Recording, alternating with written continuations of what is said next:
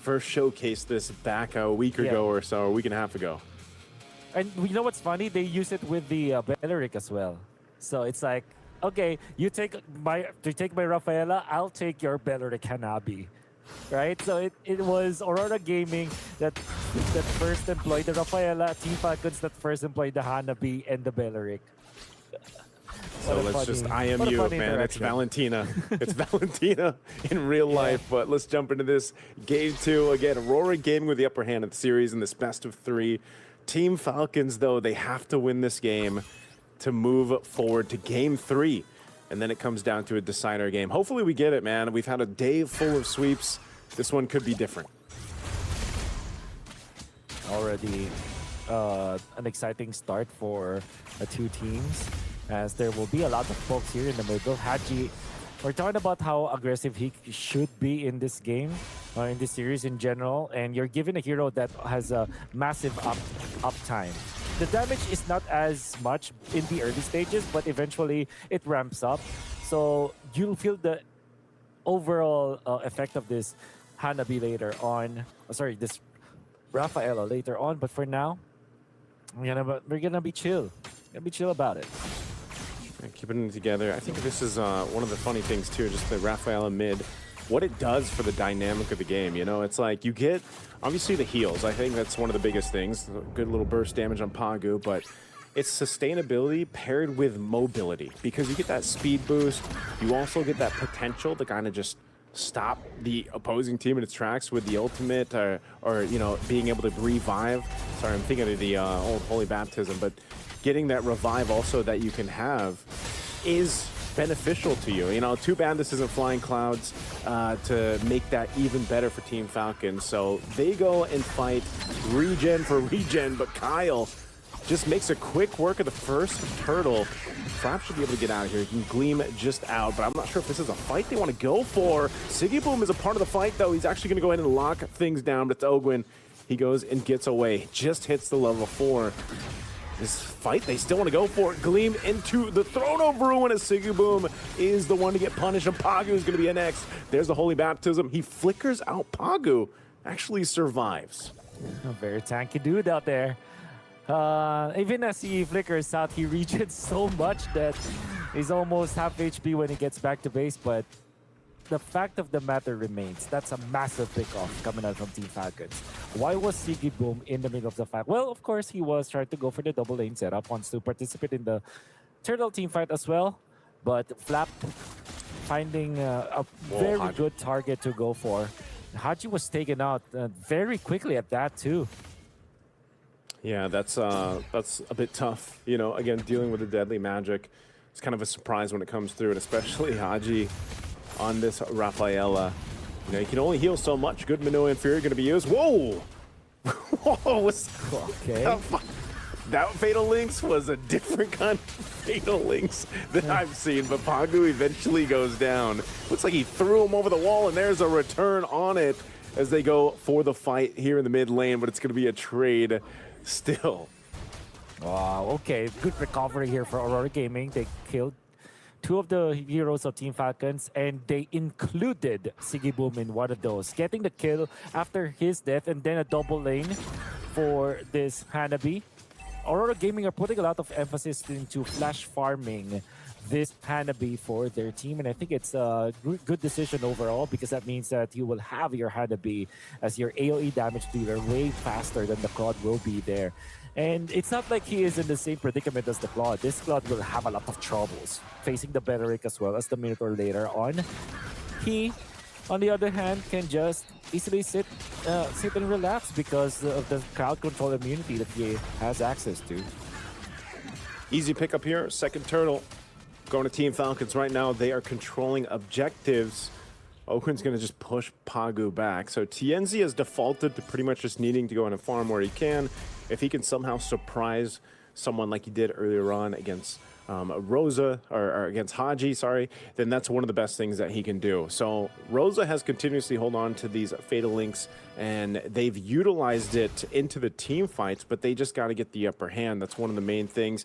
Now, Hanabi is in a weird position because even if you get caught out, Argo's still fine. Pop of the Minoan Fury is actually not fine. A Fatal Link's going to be used, and then it crashed down on. Ogun will flicker to safety. Now Lunar's going to be next again. Stopped in his tracks. Flickers out, but the one auto attack from Haji will be able to get him.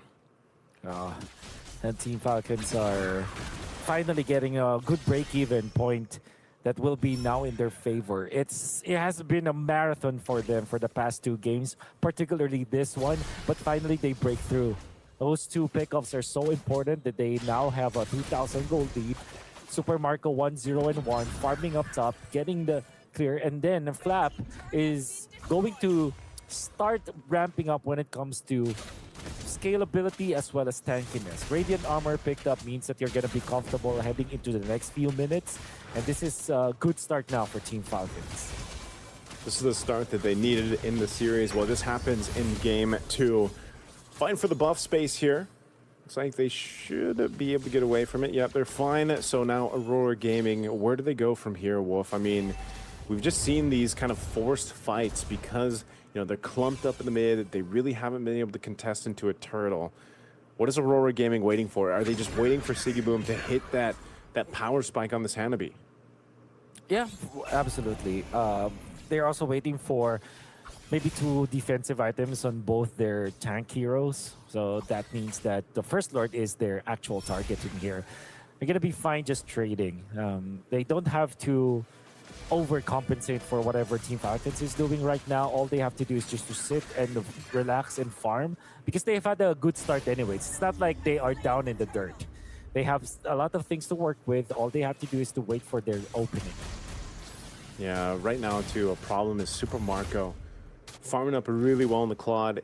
Hasn't had to do too much just yet. That's 3 for 3 turtles for Team Falcons. It's not looking good for Aurora Gaming, though. I mean, they can wait and scale up as much as they want on the Hanabi and the rest of the lineup, but I think eventually, if we see them for some reason give up this First Lord even, as they have done for the past 3 turtles, then they're really playing for the late game to try to make something happen. Good little dodge there from Rosa to escape that stun coming out from Haji, but they're really trying to hold on to this tier 1 turret. Sigiboom might need some help though, because it just seems like Team Falcons can take kind of whatever they want currently. Yeah. Oh, on to the top they push. With the Rafaela, they're always like ready to team fight. That's the funny thing about it. Oh. Big Fatal Links across the board too. There's the trade. Minua and Fury already expended. Mikhail jumped out of the turret with Flap. Flap will go in, looking to take out Sigiboom. He gets the job done. Kyle comes in, back for the follow. He's not able to get down at Pagu, but they're just going to trade it out under the turret. Flap will go down. Yeah. Not sure if he needed to, but it is a trade across the map. 1 turret falls. Aurora Gaming finally getting a turret. There is an argument that can be made that that was worth it, especially because they popped the Holy Shields. They took out Sigiboom, stopped him from farming for quite a while. But then again, it's not the worthiest trade. I still feel like they're going to be okay with it. But did you see Super Marco just hitting onto Lunar? They didn't have enough damage to take out the Beleric, and Super Marco was half HP at the end of it all. So that means that you're really feeling a lot of problems here for the club. But if you are ahead by 6,000 and you actually have a different kind of carry in the guise of Flap, then maybe you're fine. Maybe this Super Marco Claude is more of a diversion, more of a tool than it is the carry for Team Falcons. Seems to be the case. This Lord is just going to go over to Team Falcons. Aurora Gaming deciding they're not ready to fight just yet. And that's the Golden Staff. That's going to be the Trinity locked in for Super Marco. Just past the 9-minute mark, so really good on timing here. Now for Team Falcons being up about 5,000 gold, a Lord in tow. They're ready to go ahead and approach the base of Aurora Gaming. 1 step closer to getting to a game 3.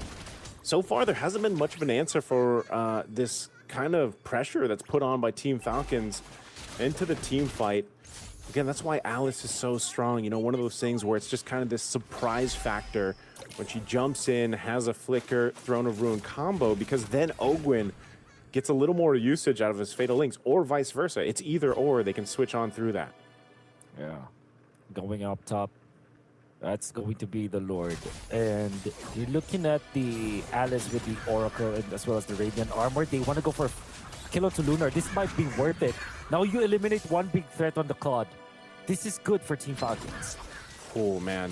Lunar gone. That is a tough one to deal with. This shield is already down, so this Lord is going to punch in. They're ready to force it. Conceal going to be used. Marco working on the turret. Ogwyn just zoning off Aurora. They got to wait 10 seconds still for Lunar to be up. They might be forced into a fight anyway. Flap will not be able to connect on the Throne of Ruin. There's the Minoan Fury. It's going to be popped up, throwing Haji in the air. He's low, but they'll just go for the base to take us to a game 3. And we did ask for game number 3 to happen. This time, Team Falcons has a great answer to what Aurora Gaming has